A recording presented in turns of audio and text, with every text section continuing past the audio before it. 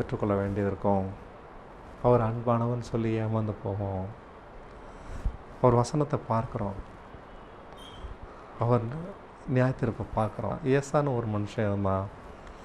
அவனுக்கு புத்திர சுவீகாரமாக வாக்குத்தத்தம் கொடுக்கப்பட்டிருந்தது. ஆனால் அதை அவன் அலட்சியமாக எடுத்துக்கிட்டான். அவன் அலட்சியம் பண்ணினான். தேவன் அவனை அலட்சியம் பண்ணினாரே, அதை அவன் பெற்றுக்கொள்ளவே இல்லை. ஆனால் நல்லா வாழ்ந்தான். ஏசா நல்லா வாழ்ந்தான். தேவனுடைய வெறுப்பை சம்பாதித்தான். நாமும் இயேசு கிறிஸ்துவின் சாயலை வாக்குத்தத்தமாக பெற்றிருக்கோம்.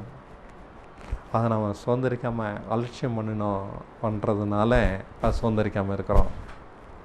ஆனால் நல்லா வாழ்கிறோம், எந்தவித குறையும் இல்லை. ஆனால் தேவனுடைய வெறுப்பை தான் பெறுவோம். ஏற்ற சமயம் வரும்பொழுது அவர் நம்மளை கைவிடுவார். அதாவது நாம் புறக்கணிக்கப்படுவோன்னு சொல்கிறேன். ஏசா புறக்கணிக்கப்பட்டான். அவருடைய நியாயத்தீர்ப்பு ஆபத்தானது. அது வரும், வராமல் இருக்காது. அவரை அலட்சியம் பண்ணுற அனைத்து பேரிலும் வரும். அவர் கொடுத்த வாக்குத்தத்தத்தை அலட்சியம் பண்ணுகிற அனைவரையும் அவர் அழிச்சிருக்கிறாரு. அவர் ஒருவனையும் தப்ப விடார். இதை நாம் புரிஞ்சுக்கிடணும். இது நாம் அவரை விசுவாசிக்கும்படிக்கு தூண்டுவதற்காக நான் பேசுகிறேன்.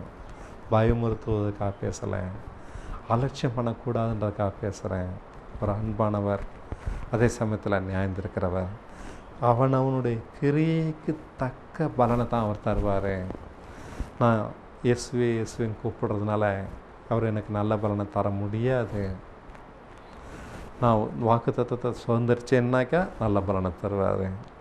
அதை இழந்துட்டேன்னா தீமையான பலனை தான் அவர் எனக்கு தர முடியும். இதில் எந்தவித மாற்றமும் இல்லை. அவரை நோக்கி ஆண்டவரே ஆண்டவரேன்னு கூப்பிடுறதில்ல அர்த்தமும் இல்லை. அதனால் நாம் விசுவாசத்தை கற்றுப்போம், பிதாவை புரிஞ்சுப்போம், பிதாவை தேடுவோம்.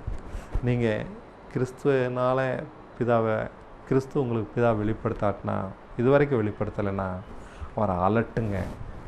அவரை சும்மா இருக்க விடாதுங்க. அவரை பலவந்தம் பண்ணுங்க, சொல்லி கொடுங்கன்னு கேளுங்க. பிதாவை புரிஞ்சு கொள்ள முயற்சி பண்ணுங்க. இன்னொரு வாய்ப்பு கிடைக்கும்போது சந்திப்போமா? வணக்கம்.